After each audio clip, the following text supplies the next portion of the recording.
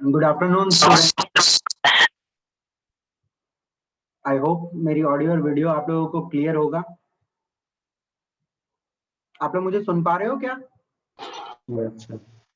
Okay तो आज structure of atom का हम लोग लेक्चर नंबर 6 स्टार्ट करने वाले हैं। ओके और जो टॉपिक आज हम लोग डील करेंगे इस लेक्चर में, the topic name is somewhat, एक सेकंड।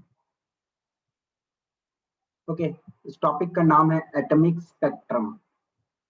ओके तो स्टार्ट किया जाए, चलिए आगे बढ़ते हैं।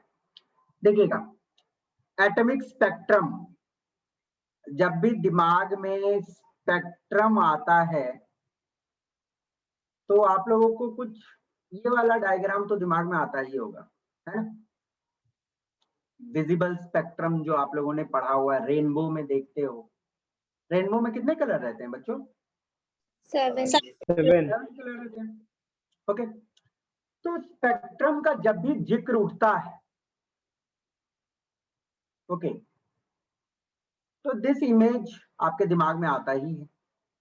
आप लोगों ने जूनियर क्लास में पढ़ा हुआ है कि एक व्हाइट लाइट को यदि प्रिज्म से पार किया जाए तो वो अपने 7 वेवलेंथ में बंट जाती है। Okay violent, Indigo, blue, green, yellow, orange और रेड में। चलिए आप देखते हैं, थोड़ा सा मैं आपका नॉलेज देखता हूं कि मुझे बताना ये जो 7 कलर्स होते हैं, सबसे ज्यादा डिविएशन कौन से कलर का होता है? वायलेट। वायलेट का सबसे ज्यादा डिविएशन। अब क्यों वायलेट का सबसे ज्यादा डिविएशन होता है? क्योंकि आप सभी को ये बात मालूम है कि डिविएशन जो होती है that is directly proportional to frequency. Frequency जिसका जितना ज्यादा होगा वो उतना ज्यादा अपने रास्ते से भटकेगा। और इन 7 कलरों में सबसे कम फ्रीक्वेंसी होता है रेड का। रेड की मिनिमम फ्रीक्वेंसी होती है, तो इसकी जो डिविएशन होती है वो सबसे मिनिमम होती है। ओके वायलेंट मैक्सिमम फ्रीक्वेंसी होती है, दैट्स व्हाई इसकी जो डिविएशन है वो मैक्सिमम होती है। करेक्ट। समझ गया? अब कोई बच्चा मुझे ये बात बताएगा, ये जो विबग्योर होता है उसका फ्रीक्वेंसी रेंज क्या होता है? ये जो हम लोग विबग्योर पढ़ते हैं, violent, Indigo, blue, green, yellow, orange, red, इसका फ्रीक्वेंसी रेंज क्या होता है? कौन मुझे बताएगा? सर इंक्रीजिंग से डिक्रीजिंग। हाँ, ये तो मैं समझ रहा हूँ, मैं पूछ रहा हूँ कि मतलब इसका फ्रीक्वेंसी किस रेंज में होता है? जैसे देखो, this is 7.5 into 10 to the power 14 hertz, ठीक है ना? वायलेंट कितनी होती है? ओके, ये दिमाग में रखिएगा, रेड की होती है 4 into 10 to the power 14 hertz. देखो, ये थोड़ा सा आप लोगों को दिमाग में रखना चाहिए कि विजिबल फ्रीक्वेंसी जो होती है ना, विजिबल, उसका रेंज होता है वायलेंट से लेके रेड तक, जो 7.5 into 10 to the power 14 hertz से लेके 4 into 10 to the power 14 hertz तक होता है, ठीक है ना? चलिए, तो ये तो कहानी हो गई कलर वाले स्पेक्ट्रम की। जो व्हाइट लाइट 7 पार्टों में बंटता है, तो हमें एक 7 बैंड ऑफ कलर्स का स्पेक्ट्रम मिलता है। ओके, और ये जो कलर्स हैं ये आपस में मर्ज रहते हैं। जैसे देखो कि ये वाला आप देख रहे हो, ये वायलेंट है। ओके, तो वायलेंट के बाद जो इंडिगो आया जस्ट मर्ज है, बीच में कोई गैप नहीं। ओके, फिर ब्लू आई है तो कोई गैप नहीं है बीच में, एकदम कंटिन्यूअस रहती है। ओके, तो इस टाइप के स्पेक्ट्रम को बोला जाता है कंटिन्यूअस स्पेक्ट्रम भी हमें बोलते हैं।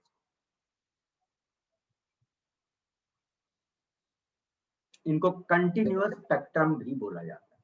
ओके, बट चलिए, हम लोगों को अब इस टॉपिक में आज एटॉमिक स्पेक्ट्रम पढ़ना है। तो इसका मतलब ये है कि हाँ, एटम से भी कुछ विजिबल वाले रेडिएशंस निकलते होंगे, ऐसा हो सकता है। ओके, स्पेक्ट्रम का तो मतलब यही होता है, बैंड ऑफ कलर्स। तो चलिए देखते हैं कि एटम से क्या सचमुच कोई रेडिएशंस निकलते हैं। चलो चलते हैं चैप्टर के डेप्थ में, आगे बढ़ते हैं, चीजों को समझने की कोशिश करते हैं। Let's move on. हाँ, अब जो भी बच्चे लेट आते हैं, आपसे मेरा काइंड रिक्वेस्ट है कि प्लीज लेट मत आया करो, क्योंकि इस टॉपिक को मैं यदि 5 मिनट आगे, 2 मिनट आगे बढ़ जाता ना, तो आप लोगों को समझ नहीं आता फिर चीज। ओके, तो I request please be on time. चलिए देखते हैं। देखो बच्चों, ध्यान से, क्वांटाइज्ड इलेक्ट्रॉनिक एनर्जी लेवल। सबसे पहले हम लोग इस शब्द का मतलब समझते हैं, क्वांटाइज्ड। क्वांटाइज्ड का मतलब क्या होता है? आपको यहाँ पे एक मतलब रेस ग्राउंड दिख रहा है। मान लो आप यहाँ पे 0 पे खड़े हो, ओके, और ये 100 मीटर का रेस ट्रैक है।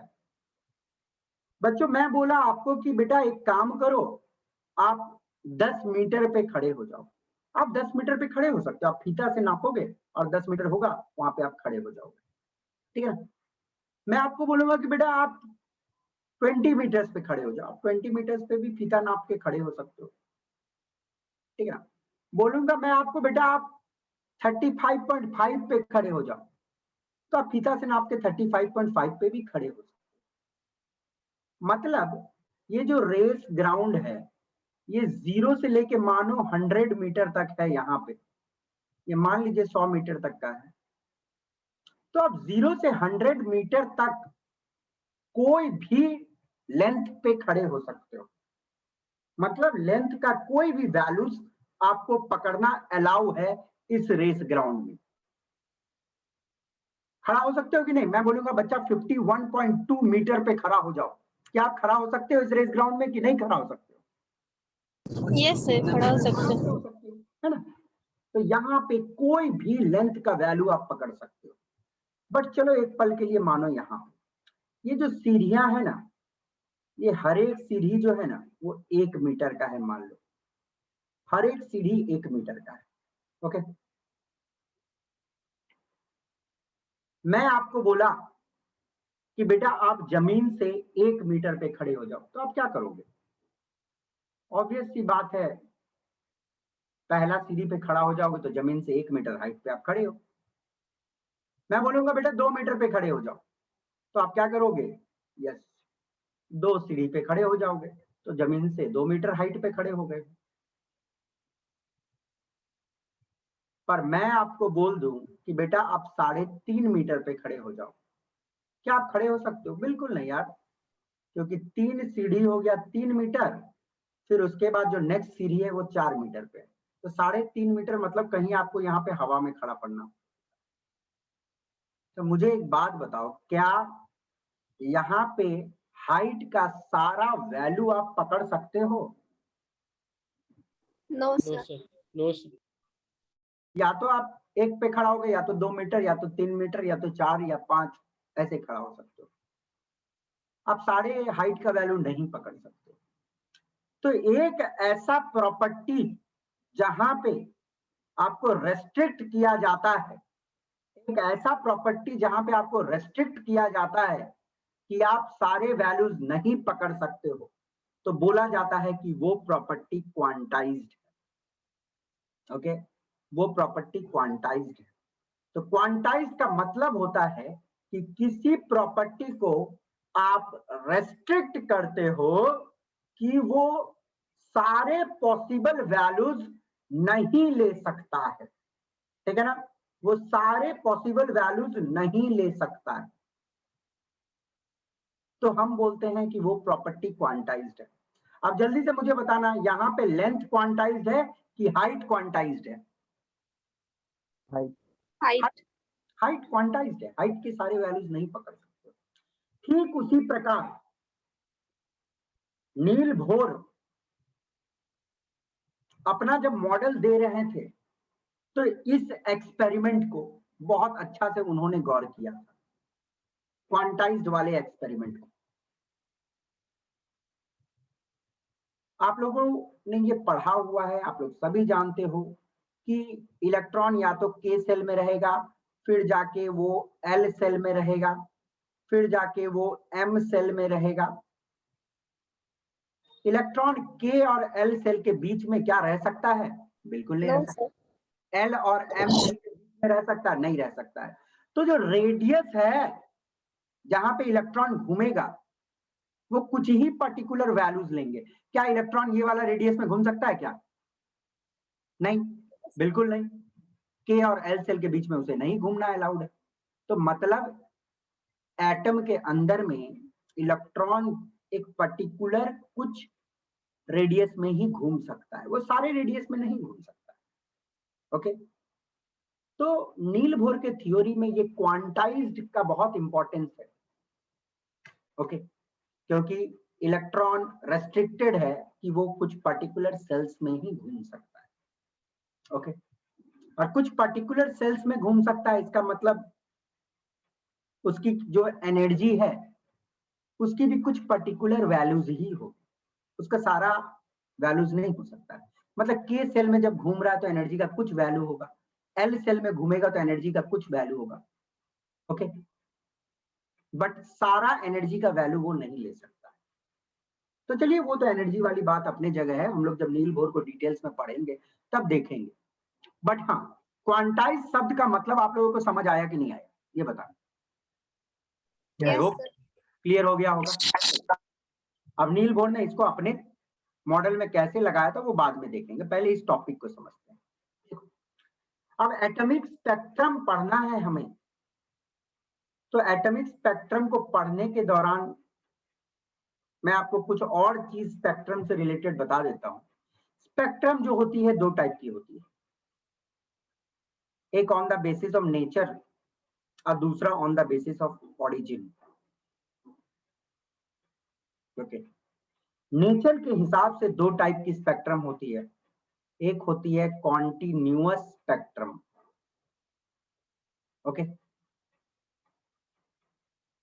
कॉन्टिन्यूअस स्पेक्ट्रम जैसे कि आपने violet, indigo, blue, green, yellow, orange, red देखा, जिसमें सारे कलर्स प्रेजेंट रहते हैं, कोई भी मिसिंग नहीं रहता, सारे एकदम कंटिन्यूअस है।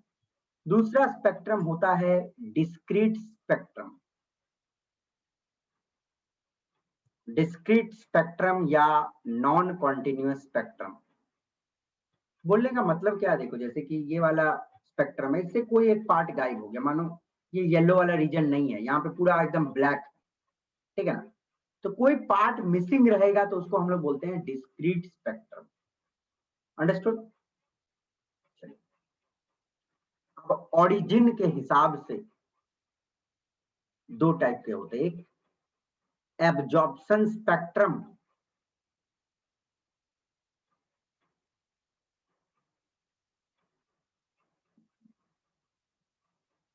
and the next one is emission spectrum.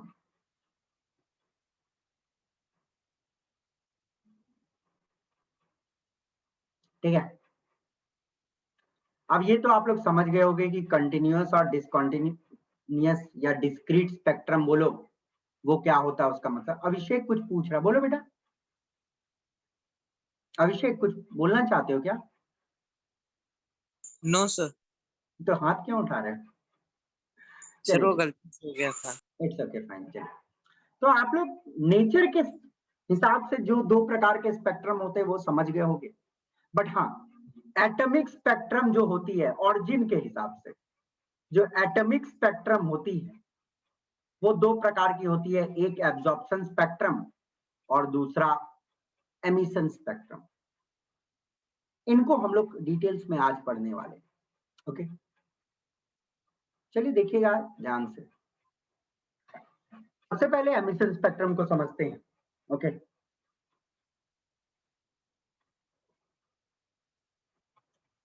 ये क्या लिखा हुआ है छोड़ दो उसको, पहले एमिशन स्पेक्ट्रम को समझो क्या होता है। ये स्पेक्ट्रा लिखा हुआ तो इससे कंफ्यूज मत होना, स्पेक्ट्रम का प्लूरल होता है स्पेक्ट्रा और कुछ। बच्चों मान लो एक इलेक्ट्रॉन यहाँ पे पड़ा हुआ है, ठीक है ना। अब ये इलेक्ट्रॉन मान लो अभी फिलहाल ग्राउंड स्टेट में है, ठीक है ना। ग्राउंड स्टेट मतलब मिनिमम एनर्जी स्टेट में। आज कोई बच्चा न्यू है क्या क्लास में? कोई बच्चा नया है क्या क्लास में आज? हाँ सर। क्या नाम है बेटा आपका? रवि रंजन। रवि रंजन, ठीक है बेटा। आपने पिछला लेक्चर देखा था क्या बेटा? भेजा गया था आपको? नहीं, अभी सारा नहीं देखा।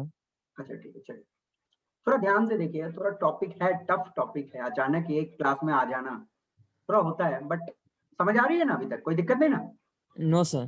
चलिए, मान लीजिए एक इलेक्ट्रॉन है, वो ग्राउंड स्टेट में, मिनिमम एनर्जी स्टेट में, और किसी रेडिएशन से वो कुछ एनर्जी गेन करता है। तो कुछ एनर्जी गेन करने के बाद ऑब्वियस सी बात है वो ग्राउंड स्टेट में नहीं रहेगा, वो एक्साइटेड स्टेट में चल जाएगा। क्योंकि जब एनर्जी आपको मिलता है तब तो आप एक्साइट हो जाते हो ना, है ना। ग्लूकॉन डी पी लेने से क्या होता है, आदमी एक्साइटमेंट में आ जाता है एकदम। तो मान लो इलेक्ट्रॉन ने किसी लाइट सोर्स से एनर्जी गेन किया और एक्साइटेड स्टेट में चला गया। ओके, अब मतलब ये इलेक्ट्रॉन यहां से यहां आ गया। मुझे एक बात बताना कि कोई चीज से आप एक्साइटेड हो, आपको बहुत खुशी मिला हुआ है कोई बात से, तो उस बात से क्या आप जिंदगी भर खुशी रह सकते हो क्या? No sir. बिल्कुल। No sir. कोई भी खुशी तो थोड़ा देर के लिए रहता है, फिर उसके बाद तो इंसान जमीन पे आ ही जाता है। ओके, इलेक्ट्रॉन का भी कुछ वही कहानी है। वो एनर्जी गेन करके यदि हायर एक्साइटेड स्टेट में चला गया तो वहां ज्यादा देर वो टिकता नहीं है, फिर से वो ग्राउंड स्टेट में आएगा। और जब वो ग्राउंड स्टेट में आएगा वापस, जब वो वापस ग्राउंड स्टेट में आएगा तो फिर से जो रेडिएशन को वो एब्जॉर्ब किया था उसको वो एमिट कर देगा। ओके, और यही जो एमिट होती है इसी को हम बोलते हैं एमिशन। एमिशन वाला स्पेक्ट्रा या एमिशन वाला रेडिएशन। ओके, सर एक क्वेश्चन था। पूछिए बेटा। सर हम पूछ रहे थे कि इलेक्ट्रॉन, आप यहाँ पे स्पेक्ट्रम के बारे में पढ़ा रहे, तो इलेक्ट्रॉन्स का कलर होता है क्या? बेटा आज आपका कौन सा क्लास है? सर आज मेरा हम फर्स्ट क्लास से ज्वाइन कर रहे हैं सर। अच्छा अच्छा ठीक है, मैं बता रहा हूँ। आप लोग ने मतलब इलेक्ट्रॉन का कोई कलर नहीं होता है, बट मान लो उसने रेड कलर का रेडिएशन से एनर्जी लिया। आपने पढ़ा है ना ये चीज? Yes sir. E is equal to H nu, yes sir. है ना। तो रेड कलर के लाइट का कुछ एनर्जी होगा कि नहीं, यस है ना। तो मानो उसने रेड कलर के लाइट को एब्जॉर्ब किया, ठीक है, तो ऊपर गया एब्जॉर्ब करके। अब इलेक्ट्रॉन जब नीचे आएगा, इलेक्ट्रॉन का कोई कलर नहीं होता है, जब इलेक्ट्रॉन नीचे आएगा तो ये रेडिएशन निकलेगा कि नहीं निकलेगा? यस सर, तो कौन से कलर का निकलेगा? रेड एब्जॉर्ब किया था तो रेड ही निकलेगा। रेड कलर जो एब्जॉर्ब किया था वही निकलेगा। हाँ, ऑब्वियस सी बात है। तो इलेक्ट्रॉन का कोई कलर नहीं होता, जो रेडिएशन एब्जॉर्ब करता है वही एमिट होती है। ओके, कोई दिक्कत आप लोगों को नहीं? चलो, तो एमिशन स्पेक्ट्रा का मतलब क्या हुआ कि एक सब्सटेंस है, ओके, कोई भी एक सब्सटेंस है, अब उसके इलेक्ट्रॉन्स ने एब्जॉर्ब किया मानो एनर्जी। अब सब्सटेंस है, उसके इलेक्ट्रॉन्स ने एनर्जी एब्जॉर्ब किया, तो एनर्जी एब्जॉर्ब करने के बाद इलेक्ट्रॉन कहां जाएगा? एक्साइटेड स्टेट में जाएगा। और जब एक्साइटेड स्टेट में जाएगा वहां तो ज्यादा देर टिकेगा नहीं, फिर नीचे आएगा। और जब नीचे आएगा तो जो रेडिएशन को एब्जॉर्ब किया तो उसी को वापस एमिट कर देगा। ओके, जो सारे रेडिएशंस को वो एमिट करता है उसी को हम बोलते हैं एमिशन स्पेक्ट्रा। अब देखो कि सब्सटेंस है तो उसमें एक इलेक्ट्रॉन तो नहीं ना होंगे, बहुत सारे इलेक्ट्रॉन होंगे। तो बहुत सारे इलेक्ट्रॉन, कोई कुछ रेडिएशन एब्जॉर्ब किया होगा, कोई कुछ एब्जॉर्ब किया होगा। तो कोई एनर्जी लेवल में गया होगा, तो कोई एनर्जी लेवल में गया होगा। जब वहां से नीचे आया होगा तो अलग अलग रेडिएशन एमिट किया होगा। जो सारे एमिट करता है उसी को हम लोग बोलते हैं एमिशन स्पेक्ट्रा। यहाँ तक दिक्कत तो मुझे बोलो, मैं फिर से रिपीट करूंगा। नो सारे बच्चे को क्लियर है स्टूडेंट्स? Yes sir. देखो, अब मैं कुछ स्टेटमेंट बोलूंगा, आप मुझे बोलना कि सर सही बोल रहे हो कि गलत बोल रहे हो, ठीक है ना? आप मुझे बताओगे। एक आपके पास एक्साइटेड एटम है। बच्चों, एक्साइटेड एटम का मतलब क्या समझते हो? जल्दी बता देना मुझे। जो लाइट को जो रेडिएशन अब्सॉर्ब किया। हाँ, मतलब जिसके इलेक्ट्रॉन ने कुछ radiation, excited atom radiation emit कर सकता है कि नहीं कर सकता? Yes yes sir. क्योंकि उसके इलेक्ट्रॉन तो एक्साइटेड स्टेट में चल गए हैं। तो भैया वो तो वहां पे कूद फान कर लिया जितना करने का था, अब तो नीचे आएगा, जब नीचे आएगा तो एमिट करेगा रेडिएशन। सिंपल सी बात है। तो यहाँ पे मैं एक एक्साइटेड सैंपल लिया, मान लो एक एक्साइटेड सैंपल। तो एक्साइटेड सैंपल ऑब्वियस सी बात है कि कुछ रेडिएशन एमिट कर सकता है। मान लो कुछ रेडिएशन एमिट किया, ठीक है, और उन रेडिएशन को मैंने क्या किया, प्रिज्म में डाल दिया। अब प्रिज्म का गुण तो आप जानते हो, प्रिज्म इकट्ठे जो सारे, इसमें मान लेते हैं कि 5 डिफरेंट वेवलेंथ, तो प्रिज्म उस डिफरेंट वेवलेंथ में बांट सकता है कि नहीं बांट सकता? अलग कर सकता है कि नहीं कर सर कर सकता है। सकता? आप सभी को मालूम है कर सकता है। प्रिज्म का तो यही काम है कि व्हाइट लाइट यदि आ रही है या बहुत सारे रेडिएशन को इकट्ठे है तो उसके थ्रू जब पास होगी तो डिफरेंट वेवलेंथ में वो बढ़ जाएगी।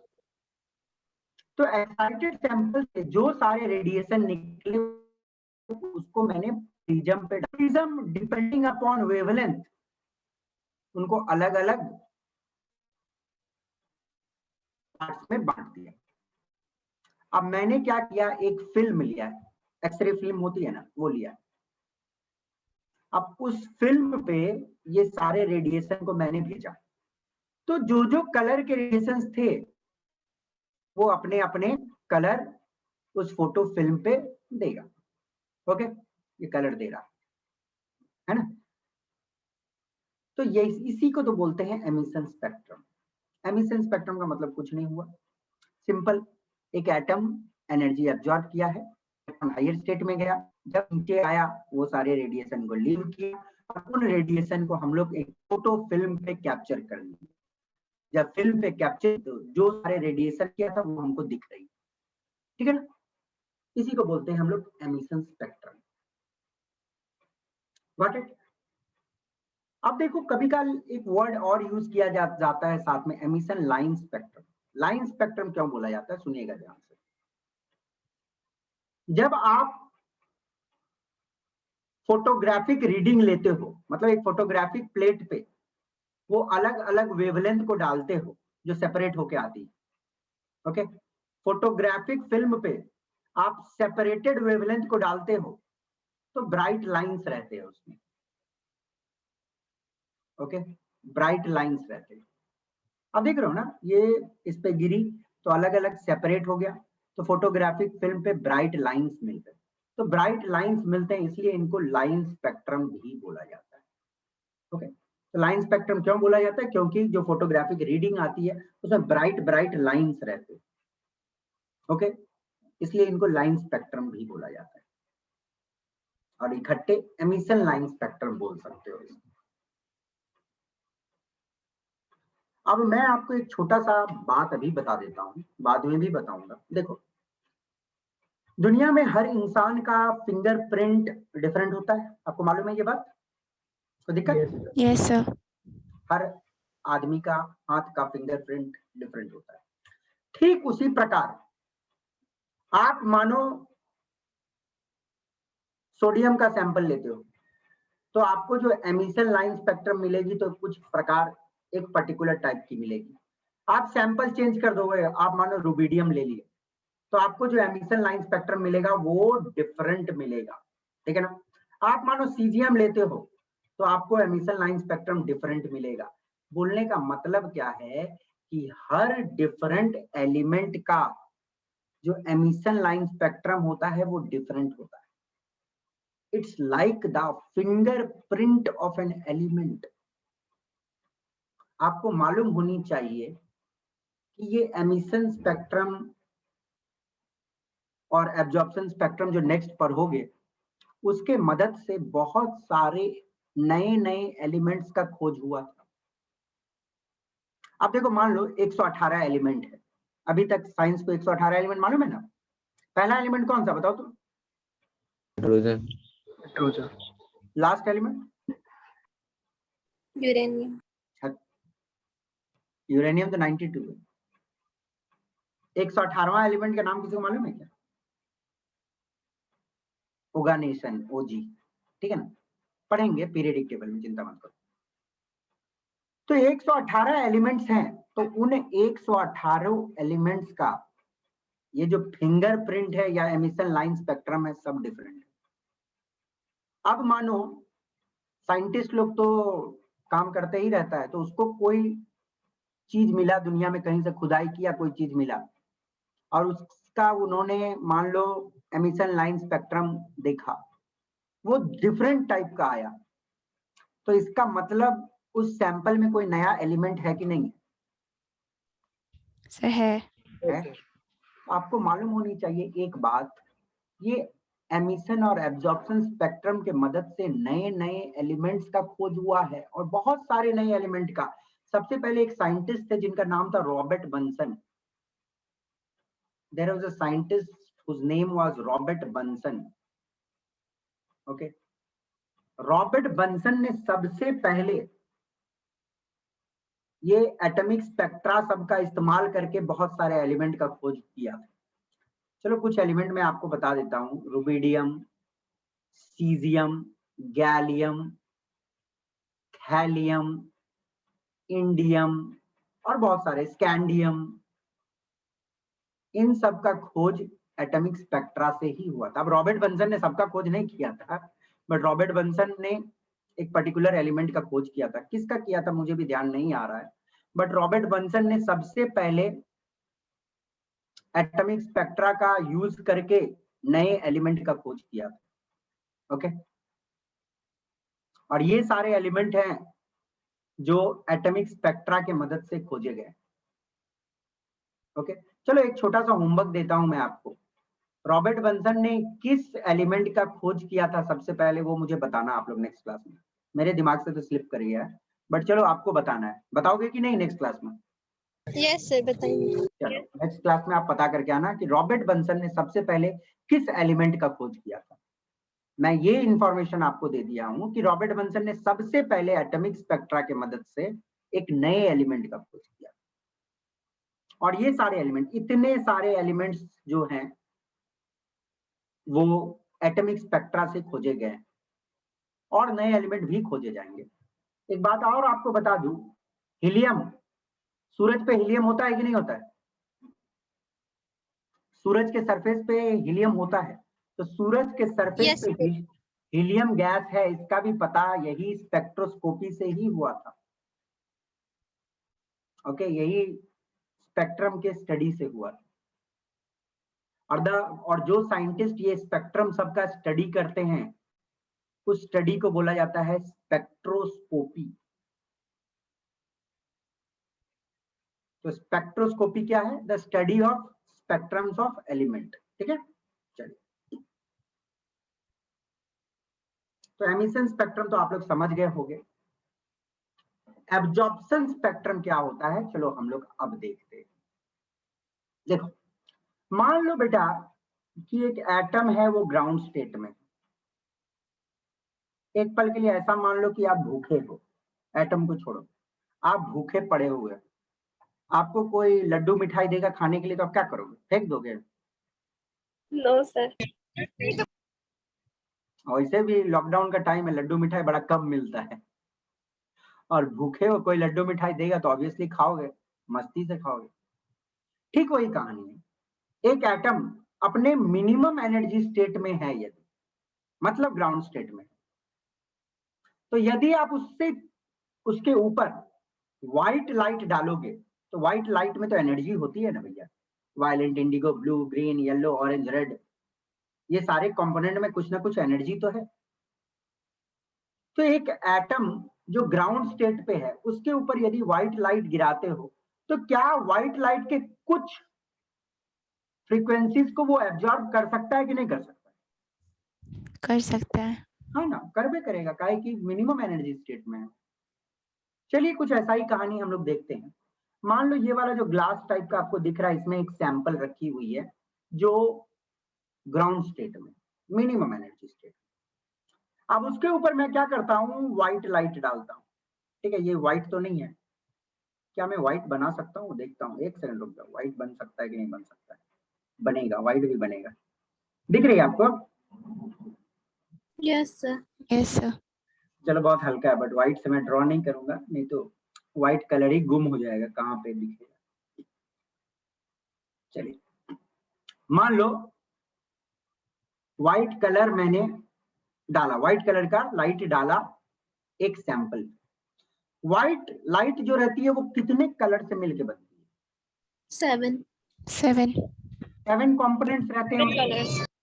हाँ, 7 कंपोनेंट रहते हैं, ठीक है ना।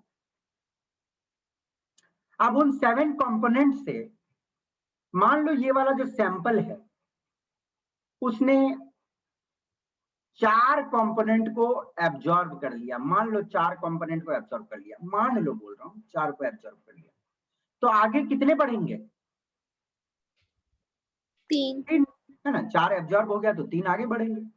ये 3 जो आगे बढ़े, इनको प्रिज्म पे डाला, तो प्रिज्म इसको अलग अलग वेवलेंथ के हिसाब से बांट दिया, हमको फोटोग्राफिक प्लेट पे एक रीडिंग मिलती है। ठीक है ना, मान लो कोई एक पर्टिकुलर टाइप की रीडिंग मिली। ओके,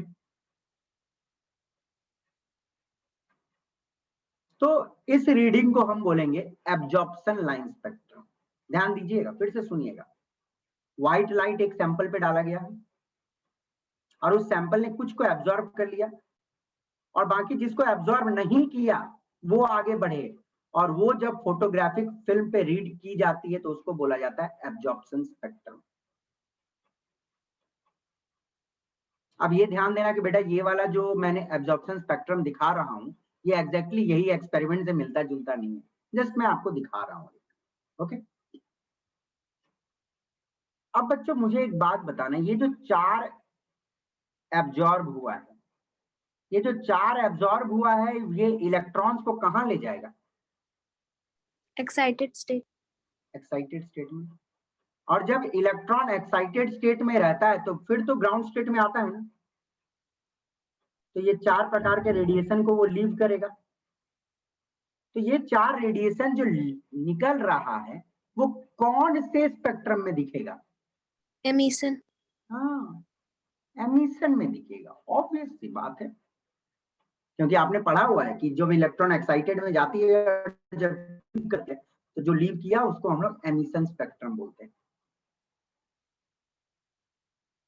और जो एब्जॉर्ब नहीं हुआ था, आगे बढ़ गया था, वो एब्जॉर्प्शन स्पेक्ट्रम में दिखती है।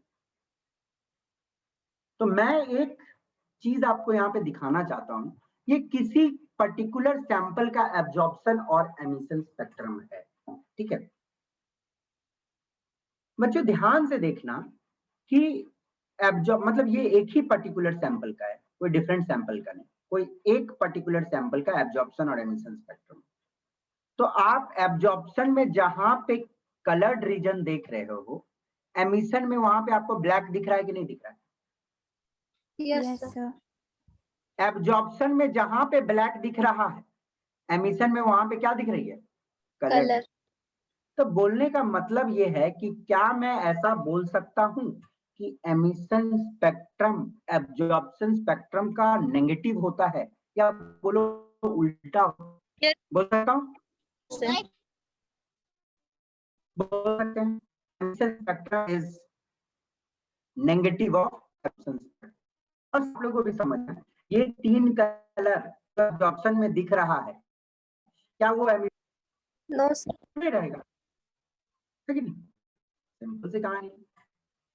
तो बच्चे अक्सर टॉपिक में मतलब अक्सर बच्चों का कंप्लेन रहता है कि सर नहीं समझ आ रहा है, ये टॉपिक क्या है नहीं है।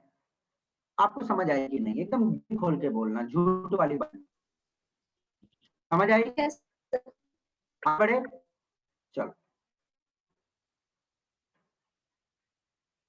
इस प्रकार मैंने अभी अच्छा एक क्या समझ आया बच्चों को? समझ आया कि नहीं आया? हाँ ना? हाँ सर। अच्छा आज क्या बोल रहे थे? हाँ, ये वाला जो दो स्पेक्ट्रम मैं आपको नीचे दिखा रहा हूँ, ये सोडियम का पहला वाला एमिशन स्पेक्ट्रम है, दूसरा वाला एब्जॉर्प्शन स्पेक्ट्रम, ठीक है ना? अब ध्यान से देखना, सोडियम ये वाला एब्जॉर्प्शन है, ठीक है, ये सोडियम का है, लिख देते हैं सोडियम का। तो सोडियम के एब्जॉर्प्शन स्पेक्ट्रम में यहाँ पे मतलब दो ब्लैक लाइंस दिख रहे हैं। ये दो ब्लैक लाइंस दिख रहे हैं, इसका मतलब आप क्या समझ रहे हो? जल्दी बताना मुझे। मतलब ये जो दो ब्लैक लाइन दिख रही है, ये दो फ्रीक्वेंसीज जो थे वो क्या हुआ है? एब्जॉर्ब हो गया है ना? एब्जॉर्ब हो गया तब नहीं ना दिख रहा है। एक सैंपल होगी सोडियम की, उस पर व्हाइट लाइट डाली गई तो कोई दो एब्जॉर्ब हो गया और बाकी सारा जो था वो आगे बढ़ा। तो दो जो एब्जॉर्ब हो गया है वही नहीं दिखेगा ना फोटोग्राफी में? Yes sir. दिख रहा है। तो ये जो बाकी दो है वो कहाँ दिखेगा? एमिशन में। एमिशन में दिखेगा। दिख रही है आपको एमिशन में? ओके, तो आप लोग को यहाँ भी ये भी चीज समझ आ रहा है कि ये बाकी जो था यहाँ पे कलर्ड दिख रही है, तो यहाँ पे इसमें क्या दिख रही है? ब्लैक दिख रही है। ओके, तो नाउ आपको अच्छे से समझ आ गया होगा कि एमिशन और एब्जॉर्प्शन स्पेक्ट्रम एक दूसरे का ऑपोजिट होता है। Got it? Yes sir. Sodium की। और बच्चों मैं आपको बता दूं हर एलिमेंट का ये डिफरेंट होता है। ओके, बहुत ज्यादा डिटेल्स में अभी तो आपको नहीं पढ़ना है, बट रिसर्च लेवल में आप लोग जाओगे तो काफी डिटेल्स में इसको पढ़ना पड़ता है। ओके, मतलब समझ लो ना कि जैसे कि क्या बताऊं आपको, जैसे डॉक्टर लोग एक्सरे देख के बता देते हैं ना कि हड्डी कहाँ टूटा हुआ नहीं टूटा हुआ है, उसी प्रकार आप लोग भी जब रिसर्च लेवल में चल जाओगे तो आपको दे दिया जाएगा, देख भाई ये ले, ये वाला मतलब एक्स एलिमेंट का एमिशन स्पेक्ट्रम है, तो आप उसको देख के बता दोगे कि ये कौन सी एलिमेंट। ओके, बट ठीक है, रिसर्च में अभी जाने में समय है। अब आ जाओ लाइन स्पेक्ट्रम ऑफ हाइड्रोजन को देखते हैं। मतलब एक सबसे सिंपलेस्ट एलिमेंट का लाइन स्पेक्ट्रम पहले मैं आप लोगों को समझा दूं। कैसे आप बोलोगे सर हाइड्रोजन तो गैस है, कैसे उसका स्पेक्ट्रम निकलेगा? बताता हूं। देखो हम लोग क्या करेंगे, हाइड्रोजन गैस को एक डिस्चार्ज ट्यूब में ले लेंगे। हाइड्रोजन गैस को एक डिस्चार्ज ट्यूब में ले लेंगे और इस ट्यूब को बहुत हाई इलेक्ट्रिक करंट पास करवाएंगे ओके, मतलब इलेक्ट्रिकल एनर्जी मिलेगी, हाइड्रोजन के एटम को इलेक्ट्रिकल एनर्जी मिलेगी।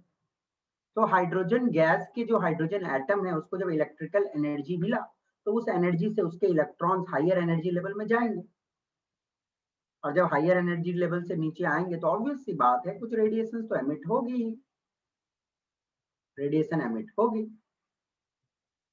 अब उन रेडिएशन को एक मतलब पतले से स्लिट के थ्रू, मतलब एक छोटा सा होल के थ्रू आगे ले जाएंगे प्रिज्म के ऊपर। अब बोलोगे सर होल का क्यों जरूरत है? क्योंकि फैल जाता है ना, होल रहेगा तो होल से एकदम नैरो जाएगा आगे। ओके, तो एक पतले से स्लिट से हम लोगों ने जो सारे रेडिएशंस निकले उनको हम लोग एक प्रिज्म पे डाल देंगे, तो प्रिज्म अलग अलग पार्ट में उसको बांट देता है। ओके, तो हाइड्रोजन का यदि एमिशन स्पेक्ट्रम आप लोग देखते हो तो उसमें कुछ ऐसे 4 लाइन दिखते हैं, दिख रही है ना, ये 4 लाइन आपको दिख रही है। Yes, sir. Yes, sir. तो ये हाइड्रोजन का एमिशन स्पेक्ट्रम है। क्या ये सोडियम के एमिशन स्पेक्ट्रम से मिलता जुलता है क्या? No, sir. बिल्कुल अलग है ना। ओके, तो ध्यान से देखिए, हाइड्रोजन एटम जो हाइड्रोजन गैस के थे उनको मैंने इलेक्ट्रिकली एक्साइट करवाया, इलेक्ट्रिकल एनर्जी दिया, तो ऑब्वियस सी बात है वो रेडिएशन एमिट करवे करेगा। ओके, और ये रेडिएशन जो एमिट करता है वो डिस्क्रीट इन नेचर होती है। डिस्क्रीट मतलब डिसकंटिन्यूअस, कॉन्टिन्यूअस है कि डिसकंटिन्यूअस है? Discontinuous. देखो, डिसकंटिन्यूअस स्पेक्ट्रम को कभी काल लाइन स्पेक्ट्रम भी बोलते हैं। लाइन स्पेक्ट्रम क्योंकि लाइन रहेगा तो बीच में बाकी रीजन काला है, ये सब ब्लैक रहती है, ठीक है ना। ये थोड़ा कलर्ड दिख रहा है बट वो थोड़ी कलर की प्रॉब्लम है, ये जो इमेज में लिया हूँ, बट ये सारी रीजन ब्लैक रहेगी, ठीक है, समझ गए। नैरोड थ्रू अ स्लिट, तो ये तो आप समझ ही गए कि एक स्लिट के थ्रू नैरो करवाते। तो हाइड्रोजन को इलेक्ट्रिकली एक्साइट किया, उससे रेडिएशंस निकले, जो रेडिएशंस निकले उसको फोटोग्राफिक फिल्म पे कैप्चर किया तो अलग अलग टाइप की रीडिंग मिली। और ये सब क्या है? ये सब उसकी वेवलेंथ है ना। अलग अलग कलर की अलग अलग वेवलेंथ होगी कि नहीं होगी? Yes, sir. ऑब्वियसली। तो ये हाइड्रोजन का लाइन स्पेक्ट्रम। अब चलो और एक छोटा सा इंफॉर्मेशन मैं आपको दे देता हूँ। आपको जब मैं इलेक्ट्रोमैग्नेटिक रेडिएशंस पढ़ा रहा था तो मैंने आपको एक चीज याद करने बोला था, GXU विमर, याद है? Yes, sir. Yes, sir. Electromagnetic radiation सिर्फ विजिबल वाले तो नहीं होते हैं भैया, व्यूअर। देखो, इलेक्ट्रोमैग्नेटिक रेडिएशन जो होते हैं ना वो कौन कौन होते हैं मालूम होना चाहिए। G for gamma, Gamma rays. X for X ray, X-rays. U for UV ray, Ultraviolet rays. I for infrared, M for Infrared microwave, rays. Microwaves and radio waves. तो इसको मिटाओ हटाओ फालतू का, तो आप लोग जानते ही हो। तो मतलब इलेक्ट्रोमैग्नेटिक रेडिएशन सिर्फ विजिबल तो नहीं होते हैं ना। तो मेरा बोलने का मतलब क्या है, चलो फोटोग्राफिक फिल्म पे कलर्ड रीजन आते हैं, कलर्ड लाइंस आते हैं, तो कलर्ड लाइंस जो आते हैं वो तो विजिबल की होगी। बट मैं आपको एक छोटी सी चीज बता दूं कि हाइड्रोजन का जो सारे रेडिएशंस निकलते हैं ना वो सिर्फ विजिबल नहीं निकलते, उससे इंफ्रारेड रेडिएशंस भी निकलते हैं,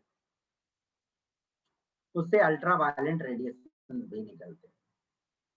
तो हाइड्रोजन एटम जब एक्साइट होता है, ओके, तो उसके एक्साइट होने के बाद जब डी एक्साइट होकर वो नीचे आता है, जो स्पेक्ट्रम उससे निकलते हैं वो सारे 3 सीरीज के रहते हैं। 3 सीरीज बोलने का मतलब सिर्फ विजिबल वाले ही नहीं निकलते, उससे इंफ्रारेड भी रेडिएशंस निकलते हैं, अल्ट्रावायलेंट भी निकलते हैं। Got it? तो आपसे पूछा जाएगा कभी कि भैया हाइड्रोजन से सिर्फ क्या विजिबल रेडिएशन ही एमिट होती है? नहीं, इंफ्रारेड भी एमिट हो सकती है, अल्ट्रावायलेंट भी एमिट होती है। Okay, got it? चलो कुछ क्वेश्चन है, छोटा सा देखते हैं कौन कौन आंसर देता है इसका। क्या होगा इसके अंदर?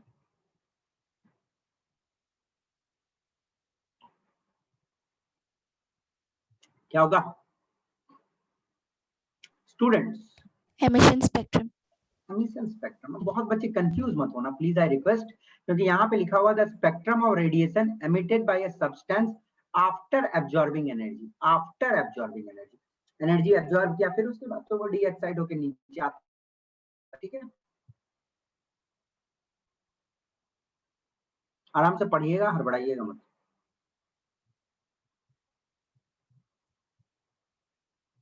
जल्दी।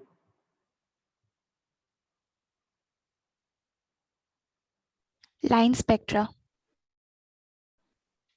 ठीक है, मैंने जितना पढ़ाया है उसका सही आंसर तो लाइन स्पेक्ट्रा ही लग रहा है, बट मैं थोड़ा सा और इंफॉर्मेशन आपको दे दे रहा हूँ। एटम की जो एमिशन स्पेक्ट्रा होती है, ओके, डू नॉट सो मतलब उसमें कंटिन्यूअस तो नहीं रहता, उसमें कुछ ना कुछ मिसिंग रहती है। यदि विजिबल रीजन का ही बात करें तो रेड टू वायलेंट के बीच में कुछ वेवलेंथ तो मिसिंग रहती ही रहती है। तो बीच में काले काले जगह रहते हैं, खाली जगह रहते हैं, जो उन स्पेक्ट्रम को हम लोग लाइन स्पेक्ट्रम बोलते हैं। बहुत अच्छी बात है, we call it line spectrum. But ये लाइन स्पेक्ट्रम किससे निकलते हैं? एटम से ही निकलते हैं ना, इनको एटॉमिक स्पेक्ट्रा भी बोला जाता है। ठीक है ना। और मैं आपको एक बात और बता दूं कि इनको डिस्क्रीट स्पेक्ट्रा भी बोला जाता है, इनके बहुत सारे नाम होते हैं। इसको डिस्क्रीट स्पेक्ट्रा या इसको डिसकंटिन्यूअस स्पेक्ट्रा बोलते हैं। तो ठीक है बेटा, मैंने जितना बताया था आपने सही आंसर दिया, बट उसको अलग अलग नाम से भी जाना जाता है, बट इसका कॉन्सेप्ट से कुछ लेना देना नहीं है, बस जान लो। उनको जो मिसिंग रहेंगे ना, जैसे ये वाले हाइड्रोजन वाला है ना, मिसिंग है, इसको लाइन स्पेक्ट्रा भी बोलेंगे, इसको डिस्क्रीट भी बोलेंगे, इसको डिसकंटिन्यूअस भी बोलेंगे, और मैं आपको एटॉमिक स्पेक्ट्रा टॉपिक पढ़ा रहा हूं तो इसको एटॉमिक स्पेक्ट्रा भी बोलते हैं। कोई दिक्कत? No, sir. Uses of emission spectra is in. Sir both A and B. देखो मैं बताता हूँ, ये तो मैंने आपको अभी बताया है कि अननोन एटम्स को आइडेंटिफाई करने में यूज किया जाता है। दूसरा, इलेक्ट्रॉनिक स्ट्रक्चर को भी स्टडी करने में यूज किया जाता है। ओके, एमिशन स्पेक्ट्रा का यूज होता है कि इलेक्ट्रॉन्स कौन से एनर्जी लेवल में गए, कहाँ से जंप करके आए, वो सारी चीज मतलब स्टडी किए जाते हैं। तो इलेक्ट्रॉनिक स्ट्रक्चर भी स्टडी किए जाते हैं उसके, तो both A and B answer होगा इसका। ठीक है,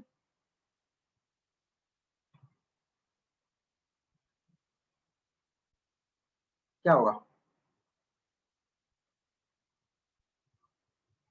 जल्दी आराम से देख के बताइएगा, हड़बड़ाइएगा।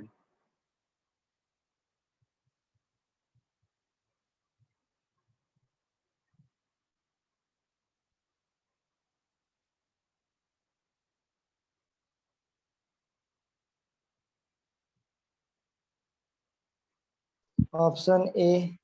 Option A. A. हाँ, एक्साइटेड सैंपल है, ये वाला सैंपल है एक्साइटेड। एक्साइटेड है तो मतलब उससे एमिशन ही निकलेगा, बहुत सही। और ये मतलब एक एब्जॉर्बिंग सैंपल है, मतलब ग्राउंड स्टेट में। तो ग्राउंड स्टेट में है तो ये वाला एब्जॉर्प्शन होगा।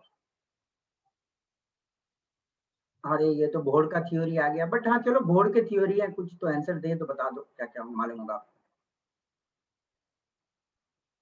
The electron in the hydrogen atom can move around the nucleus in a circular path of fixed radius and energy. These are called Orbits. एक काम करते हैं, ये रहने देते हैं। ये नील बोर का थ्योरी जब डिटेल्स में पढ़ेंगे, देखो नील बोर का थ्योरी मैंने आपको हल्का सा बताया था, बट डिटेल्स में भी नील बोर का थ्योरी पढ़ता है, तो इन सब का आंसर बाद में देंगे हम लोग। ठीक है, चलो आ जाओ। Rydberg formula, very important formula, बहुत इंपॉर्टेंट है, ध्यान से देखिएगा।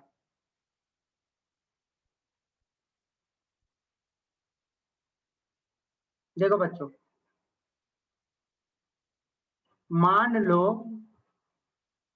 ये वाला, सॉरी ये वाला E1, क्या हो रहा है, ये वाला E1 एनर्जी लेवल है, ठीक है, लोअर एनर्जी लेवल। ये वाला, एक सेकंड रुकना तो बच्चों, आज पेन काम क्यों नहीं कर रहा है, एक सेकंड वेट करना, थोड़ा सा रीसेट कर लेता हूँ मैं पेन को, लगता है इंक खत्म हो गया है इसका।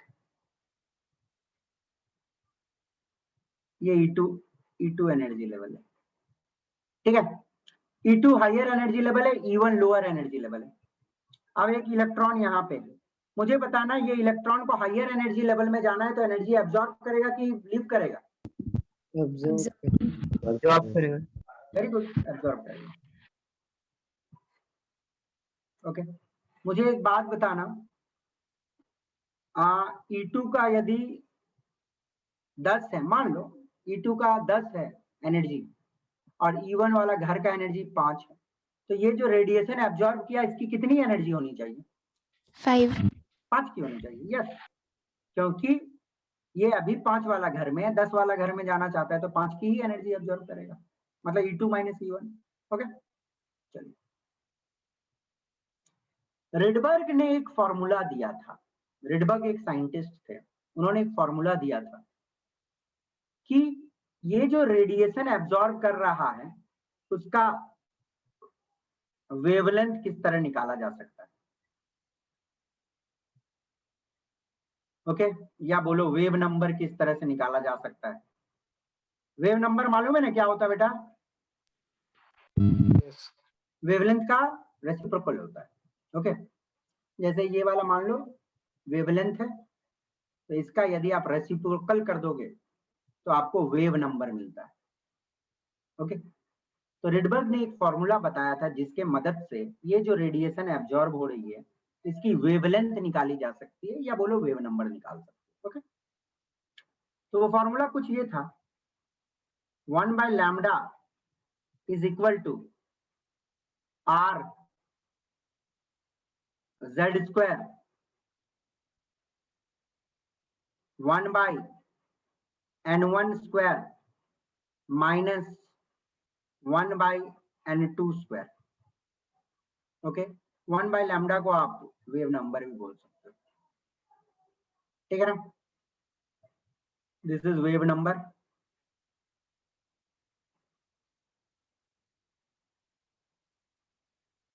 लैम्डा का मतलब होता है वेवलेंथ,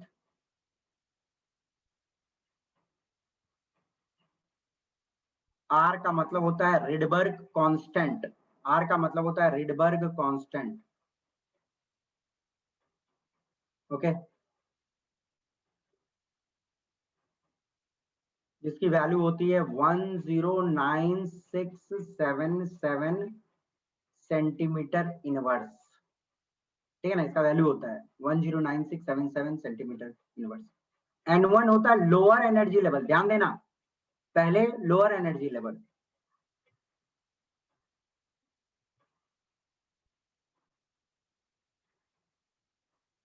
ओके, और N2 समझ सकते हो आप लोग, हायर एनर्जी लेवल, ठीक है?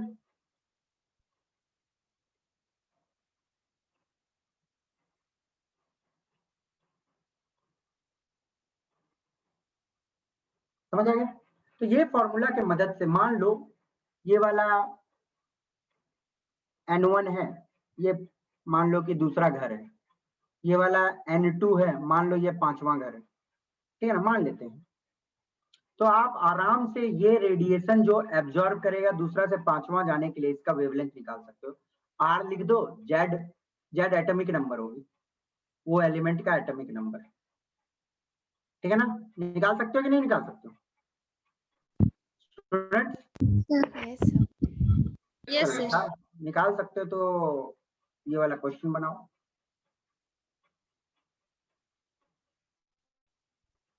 ऑप्शन दे दे।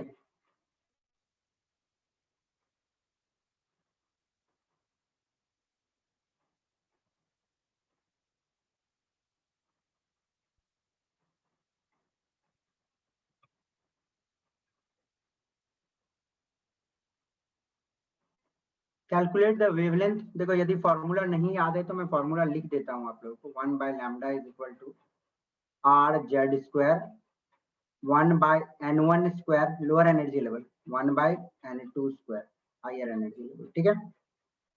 चलिए ये वाला formula calculate the wavelength of a photon emitted when an electron in hydrogen atom jump from first excited state। First excited state हम लोग सेकंड घर को बोलते हैं, ये ध्यान दीजिएगा। फर्स्ट एक्साइटेड स्टेट मतलब सेकंड घर होता है, ग्राउंड स्टेट मतलब पहला घर होता है। बढ़ाइए, चलो क्या होगा आंसर?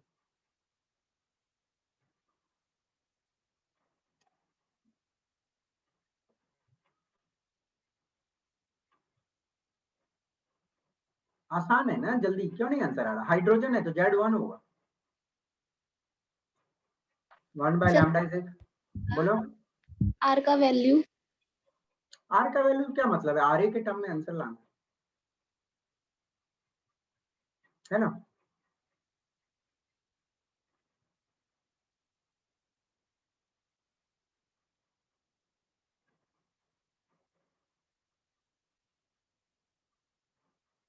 जेड तो 1 हो गए यहाँ पे, ठीक है ना। आर किसी का नहीं निकला यार, क्या कर रहे हो आप लोग? Option A. यस, सॉल्व करो, ऑप्शन ए आएगा, ठीक है। सर माइनस से लेना, माइनस आ रहा है, -3/4। माइनस कैसे आएगा बेटा? सॉल्व मैथ थोड़ा लगता है भूल गए हो, देख लो। आर है ना, 2 और 2 एलसीएम कितना आया? 4 आया ना, 1 4 जा 4, ऊपर गया 4। सर वो n1 के जगह 2 ले लिए थे इसलिए वैसा आ रहा है। हाँ, ये उल्टा कर दिया बेटा, ठीक है ना। देखो वेरी गुड, देखो मैं एज अ टीचर गुस्सा हो गया, बट देखो कभी कल स्टूडेंट से भी सीखने को मिलता है कि नहीं, एक छोटी सी मिस्टेक है जो हो सकता है। शायद आपको समझ आ गया होगा। थैंक यू बेटा। क्या नाम है आपका? Sir Neha Kumari. Very good, very good, thank you. मुझे गुस्सा नहीं होना चाहिए क्योंकि ये गलती हो सकता है, मैं बार बार रिपीट कर रहा हूँ। N1 is lower energy level, तब आ गया, ठीक है ना। कोई दिक्कत बेटा? जिनका माइनस आया था समझ गए ना? चलिए, यस चलो थैंक यू। अब आते हैं atomic spectrum of hydrogen atom को थोड़ा डिटेल्स में हम लोग देखते हैं, ठीक है ना। हाइड्रोजन एटम के एटॉमिक स्पेक्ट्रम को डिटेल्स में थोड़ा देखने का समय आ गया। चलिए देखो, एक साइंटिस्ट थे जिनका नाम था Johann Jacob Balmer. Okay, Johann Jacob Balmer. तो ये जो साइंटिस्ट थे, इन्होंने सबसे पहले हाइड्रोजन के एटम से निकलने वाले रेडिएशंस के बारे में बात की थी। Johann Jacob Balmer hydrogen atom से निकलने वाले रेडिएशंस की बात सबसे पहले किसी ने जिक्र किया था। तो ये एक स्विस मैथमेटिशियन थे, मतलब स्विट्जरलैंड के मैथमेटिशियन जोहान जैकब बाल्मर। तो आपसे पूछ लिया गया कि सबसे पहले एटॉमिक स्पेक्ट्रा का जिक्र किसने किया था, तो he was Johann Jacob Balmer. Okay, इन्होंने एक फॉर्मूला दिया था to calculate the wave number for वो सारे रेडिएशन जो हाइड्रोजन एटम से निकलते हैं। ओके, एक फॉर्मूला दिया था to calculate the wave number for वो सारे रेडिएशंस जो हाइड्रोजन एटम से निकलते हैं।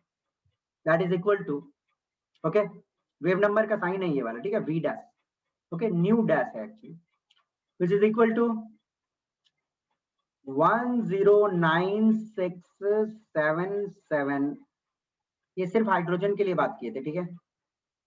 1/4 माइनस 1/n² सेंटीमीटर इनवर्स, इन्होंने ये फॉर्मूला दिया था।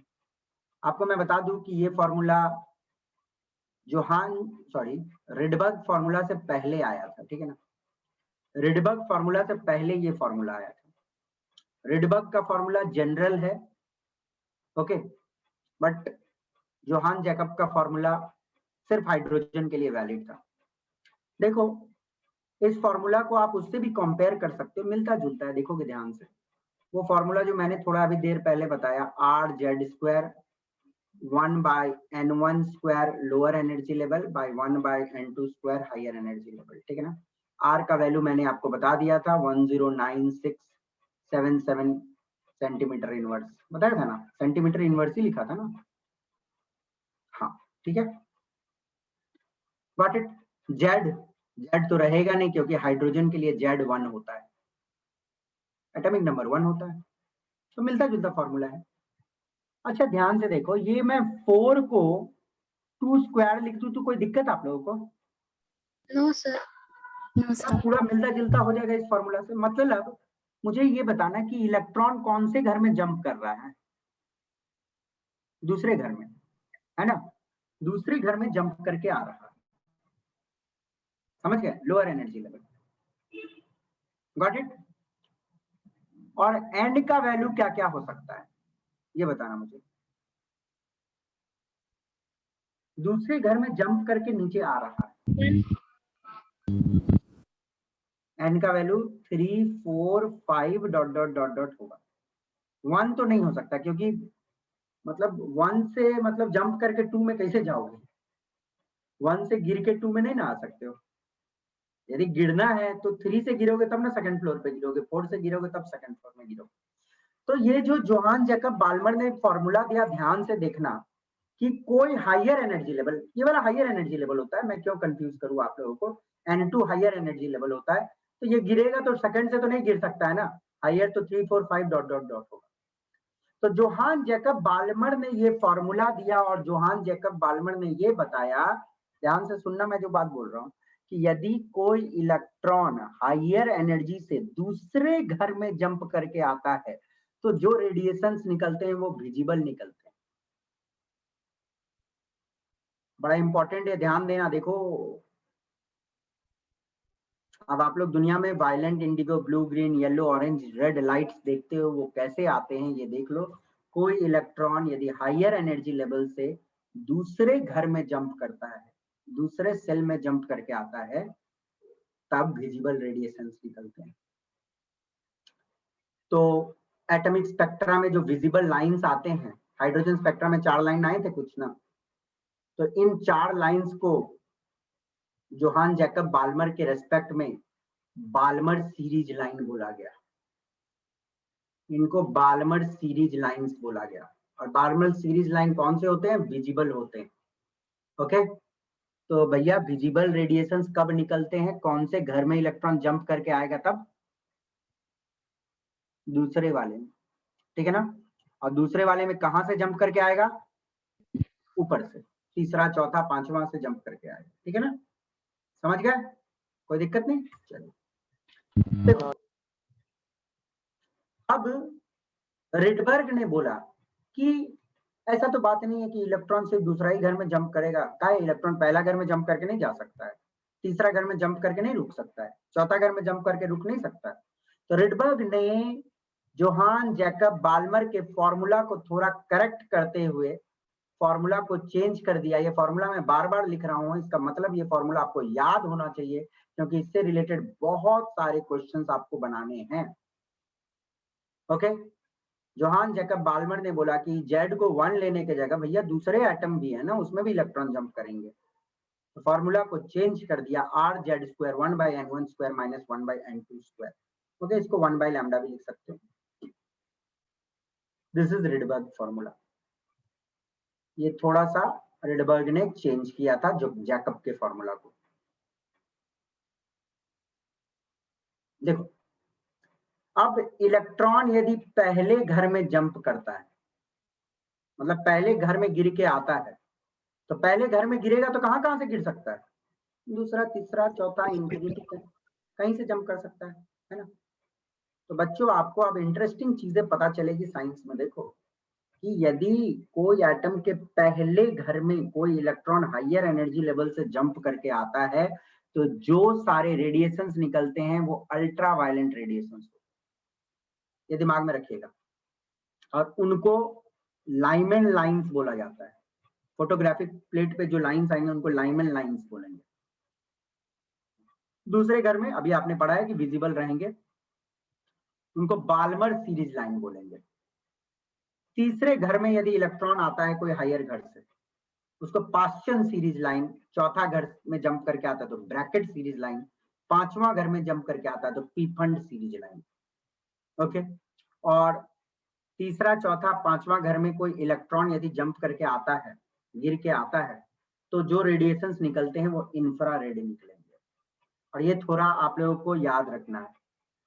ओके, पहला घर में लाइमन, फिर Balmer, Paschen, Brackett, Pfund. Okay, याद रखना है, ये भूल नहीं सकते हो आप लोग, क्वेश्चन बनते हैं। पहला घर में लाइमन जो अल्ट्रा वायलेंट, दूसरा घर में जंप करेगा बाल्मर जो विजिबल, फिर पाश्चन, ब्रैकेट, पीफंड, इंफ्रारेड, छठे घर में भी होते हैं हम्प्री सीरीज लाइंस, वो सब पढ़ने नहीं है, आपके सिलेबस के बाहर है बस, ठीक है। आपको 5वें घर तक जानने हैं। तो पहला दूसरा अल्ट्रावायलेट, दूसरा वाला तो याद ही रहेगा, बाकी तीनों इंफ्रारेड है।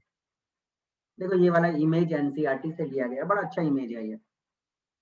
इससे आपको ये चीज समझ आ रही है कि पहले घर में कोई भी हायर एनर्जी लेवल से जंप करके, मतलब हायर सेल से जंप करके आता है, तो जो सारे रेडिएशंस निकलते हैं उनको अल्ट्रावायलेंट रेडिएशंस बोलते हैं, और एक नाम दिया जाता है उनको लाइमन सीरीज। सेकंड घर में जंप करके आता है तो विजिबल रेडिएशंस निकलेंगे, उनको बाल्मर सीरीज लाइन बोलते हैं। ओके, अब एनसीईआरटी ने ये बहुत प्यारा सा इमेज बनाया है, देखो ध्यान से। अच्छा बच्चों, आप लोगों ने पढ़ा हुआ है विबग्योर में, मुझे ये बताइएगा सबसे कम एनर्जी किसकी रहती है? E is equal to H nu पढ़े हो ना? सबसे कम एनर्जी किसकी रहती है? रेड। रेड। रेड की, इसकी एनर्जी मिनिमम रहती है। ओके, इसकी एनर्जी मैक्सिमम रहती है। तो स्टूडेंट्स मुझे एक बात बताना कि सबसे सामने से जंप करेगा, मतलब सामने से जंप किया, यहां से यहां जंप किया, तो एनर्जी ज्यादा होना चाहिए कि दूर से कोई जंप करके आता तब ज्यादा एनर्जी लेके जंप करेगा? दूर से ज्यादा एनर्जी लेके जंप करेगा, है ना। देखो सबसे सामने से आया है तो मतलब सबसे कम एनर्जी वाला रेडिएशन निकलेगा, और विजिबल में सबसे कम किसका रहता है? रेड। रेड का रहता है। तो देखो तीसरे घर से दूसरे घर में आया तो रेड रेडिएशंस निकलेगी। बड़ा अच्छा से एनसीईआरटी ने बनाया है कि रेड का मिनिमम एनर्जी होता है ना, मिनिमम एनर्जी होता है, मतलब सबसे सामने से जब जंप करेगा, तीसरा घर से दूसरा घर आएगा तो मिनिमम एनर्जी रहती है। अंडरस्टूड? तो रेड। ओके, तो ये जो रेडिएशंस निकल रहा है वो रेड की निकल रही है। एग्जाम में क्वेश्चंस आते हैं, अब कभी कल आपसे पूछ लेगा एग्जाम में कि लैम्डा मैक्स एंड लैम्डा मिन निकालिए, कभी कल ये पूछा जाता है, लैम्डा मैक्स एंड लैम्डा मिन। कौन बच्चा था नया? रोहित रंजन, रंजन चले गए क्या? रवि रंजन। रवि रंजन, बेटा समझ आ रहा है ना? हाँ सर। देखो पहला ही क्लास में आपके ऊपर वज्र गिर रहा है, तो आई एम एक्सट्रीमली सॉरी। ये टॉपिक थोड़ा सा मतलब क्या बोलूं, है टॉपिक में दम है, ये थोड़ा सा स्टैंडर्ड टॉपिक है, और आईआईटी मेंस और एडवांस्ड के एक मतलब टफ टॉपिक में इसका गिनती आता है। तो आपकी किस्मत, एक्सट्रीमली सॉरी कि पहला ही क्लास में आपको मतलब थोड़ा सा दर्द हो रहा होगा, बट समझ आ रही है? 70% 60% समझ आ रही है? हाँ सर। चलो वेरी गुड, तब तो बहुत अच्छी बात है, तब आप पढ़े लिखे बच्चे हो। बाकी बच्चों को समझ आ रहा है कि नहीं आ रहा है स्टूडेंट्स? Yes sir. क्योंकि ये टॉपिक बहुत बच्चों को बहुत दर्द देता है, इसीलिए। अब चलिए आ जाइए, एक फॉर्मूला आप लोगों ने पढ़ा हुआ है, देखो एनर्जी का ये फॉर्मूला होता है, बच्चे कंफ्यूज मत होइएगा। hc/λ एक फॉर्मूला होता है एनर्जी का, जो भी नया बच्चा है उसको मैं बोल रहा हूँ, कोई भी इलेक्ट्रोमैग्नेटिक रेडिएशन, ओके, उसका ये फॉर्मूला होता है एनर्जी का, hc/λ। h होती है एक कांस्टेंट है, c होती है स्पीड ऑफ लाइट, और लैम्डा होती है उसकी वेवलेंथ। आपने पढ़ा हुआ है, ठीक है। E is equal to hc/λ। अब मुझे एक बात बताना कि मान लो लैम्डा मिनिमम है, तो इसका रिलेशन कैसा है? इनवर्स की डायरेक्ट? इनवर्स। रिलेशन है। तो मुझे एक बात बताना, यदि लैम्डा आपका मिनिमम है तो एनर्जी क्या होगा? मैक्सिमम होगा। बहुत अच्छा। अब एग्जाम में कभी पूछ लिया गया कि भैया लाइमन सीरीज के लिए लैम्डा मिनिमम निकालिए, तो आपको फॉर्मूला तो मालूम है ना, 1/λ is equal to RZ² 1/N1² minus 1/N2²। तो चलो लाइमन सीरीज के लिए किस घर में जंप करता है ये तो मालूम है ना, किस घर में जंप करता है? फर्स्ट घर में जंप करता है। और मुझे एक बात बताओ, मैक्सिमम एनर्जी के लिए तो दूर का सफर करना पड़ेगा, तो उसको कहां से जंप करके आना पड़ेगा? इन्फिनिटी से जंप करके आएगा। ओके, एकदम बहुत दूर से जंप करके आएगा। इन्फिनिटी एग्जैक्टली क्या होती है बोर के थ्योरी में पता चलेगा आपको, बट ये जान लो कि मतलब एकदम सबसे दूरी से आना पड़ेगा, सबसे दूरी को इन्फिनिटी मान लो। ठीक है, चलिए तो N2 मतलब कहां से जंप करके आएगा, इन्फिनिटी से जंप करके आएगा। तो मुझे बाल्मर सीरीज के लिए N1 N2 क्या होगा मुझे बताना है, यदि लैम्डा मैक्स पूछा है। N1 कितना होगा, N1 2 होगा। N2 3 4 dot dot infinity. नहीं मतलब 3 4 डॉट डॉट क्या होगा बेटा, मतलब कोई एक ही जगह से आएगा तभी ना मैक्सिमम होगा। 3 से आएगा तो सबसे कम ना एनर्जी होगी। ओके समझ गए, कोई क्लियर? क्वेश्चन के Yes, लिए sir. बता दो, 3 N1 मतलब तीसरे घर में जंप करके आएगा, मतलब गिर के आएगा। कहां से गिर के आएगा, अनंत infinity। इन्फिनिटी। वेरी गुड, तो यहाँ पे 1 बाई इन्फिनिटी 0 हो जाएगा, ये वाला पोर्शन है ना। किसी चीज को इन्फिनिटी से डिवाइड करने से 0 होता है, नॉट डिफाइंड, 0 लिखते हैं हम। समझ गए, क्वेश्चन ब्रैकेट पी फंड कर सकते हो। अब मान लो लैम्डा मिनिमम आ गया एग्जाम में निकालने के लिए, E is equal to HC by lambda. अच्छा अभी तो हम लोग मिनिमम ही डिस्कस किए हैं हम लोगों ने, ठीक है ना। मान लो एग्जाम में मैक्सिमम आ गया, तो भैया मैक्सिमम और ये वाला क्या होगा, minimum। Inverse relation. तो मतलब सबसे कम एनर्जी सबसे सामने वाले सफर में होगा। तो लाइमन सीरीज के लिए सबसे minimum energy N1 equal to 1 और N2 इक्वल टू 2। समझ आ रही है।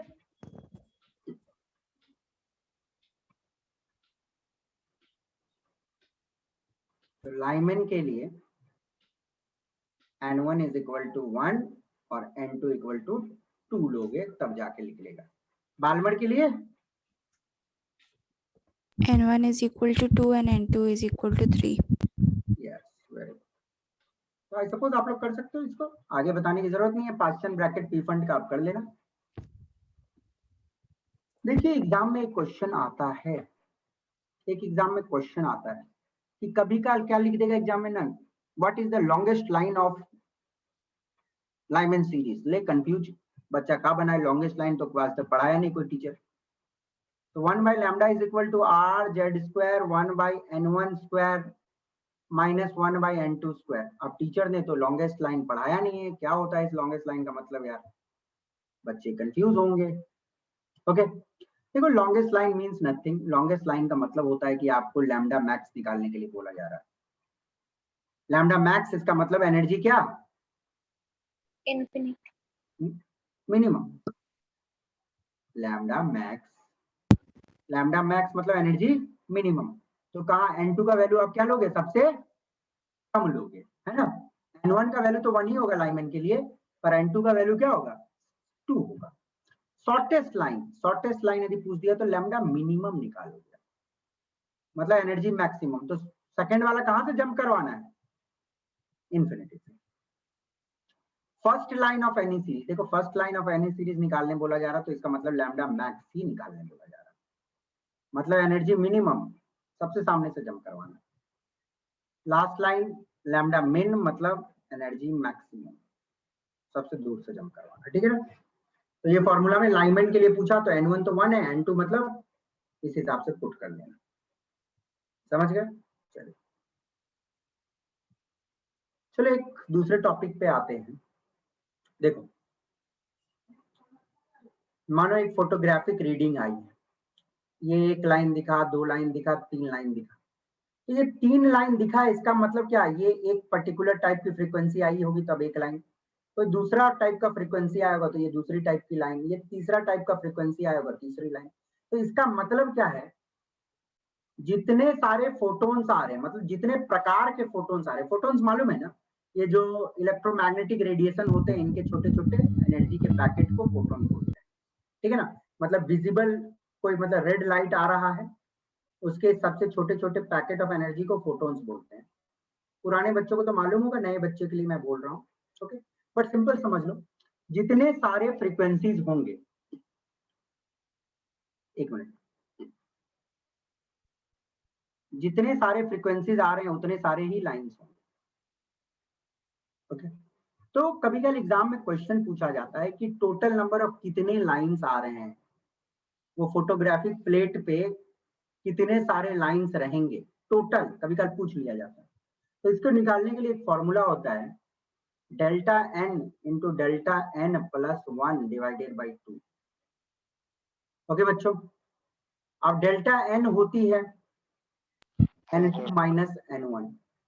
मान लो कोई इलेक्ट्रॉन 5वें घर से तीसरे घर में जंप करके आ रहा है, तो डेल्टा एन का वैल्यू कितना होगा? 2 हो जाएगा।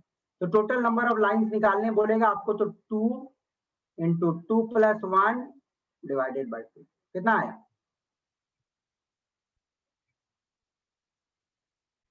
3 लाइन आया। समझ गए? कोई दिक्कत नहीं।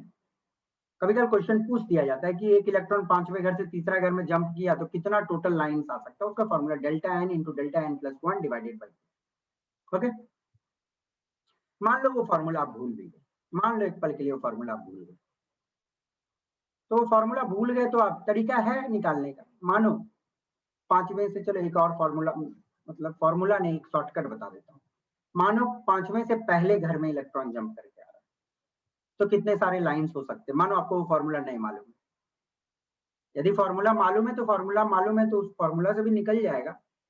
जैसे 5 माइनस 1 हो गया 4, तो कैसे होगा? Delta n 4 plus 1 divided by 2। कितने लाइंस आ गए?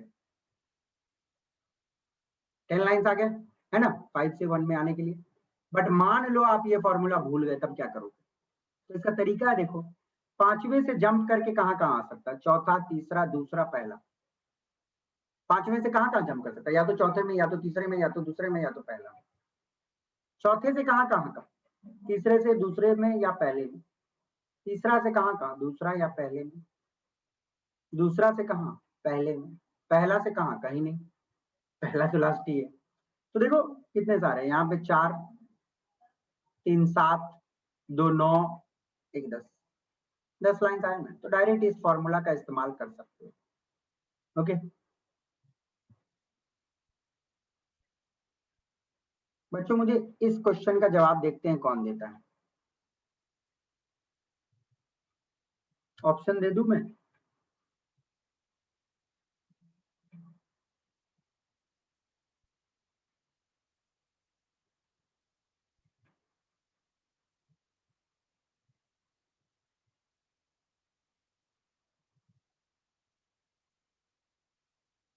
कौन देगा इसका आंसर?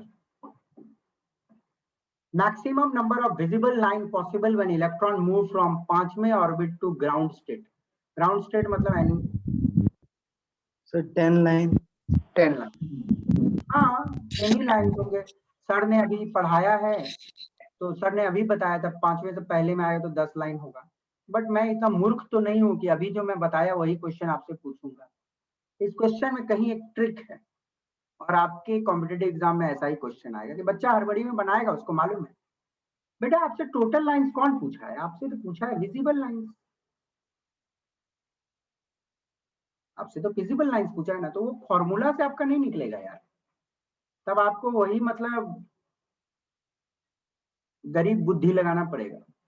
गरीब बुद्धि 5वां से कहाँ कहाँ? चौथा, तीसरा, दूसरा, पहला। तीसरा से दूसरा, सॉरी, चौथा से तीसरा, दूसरा, पहला। तीसरा से दूसरा, पहला। दूसरा से पहला। अब मुझे एक बात बताओ, विजिबल लाइन कौन से घर में जंप करके आता है तब आता है? 2 सेकेंड वाले में।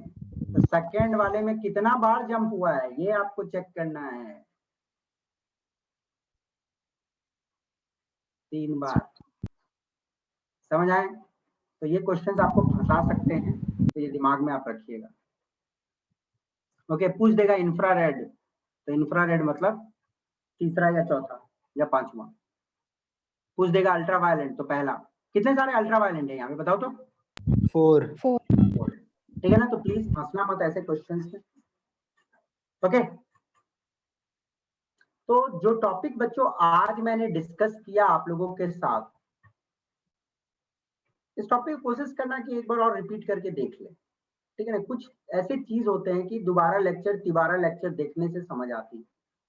तो मैं आपसे रिक्वेस्ट करूंगा कि इस लेक्चर को एक बार और हो सके तो रात में आप देख लेना। वीडियो तो चढ़ ही जाता है, वीडियो आप लोगों को मिल ही जाती है। ओके, और हम लोग मिलेंगे फिर नेक्स्ट क्लास में, तो कुछ इससे रिलेटेड क्वेश्चंस करेंगे। तो फिलहाल आप लोगों को यही बोलूंगा, thank you for today, keep smiling, हंसते रहो और अच्छे से पढ़ाई करो। समय है अभी, भगवान ने बहुत समय दिया आप लोगों को पढ़ने के लिए, मेहनत करो। Okay, bye bye, thank you. Thank you sir.